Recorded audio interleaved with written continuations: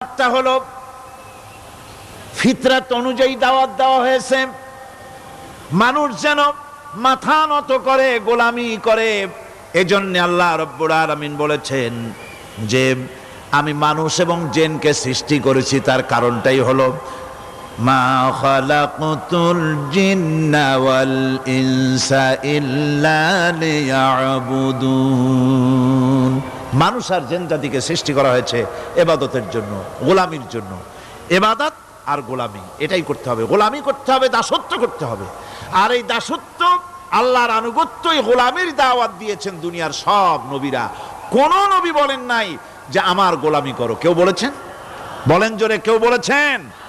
আল্লাহ পাক বলেন ওয়ালাকাদ বা'আসনা ফি কুল্লি উম্মাতির রাসূলা আন ইবুদুল্লাহা ওয়াজতানিবুত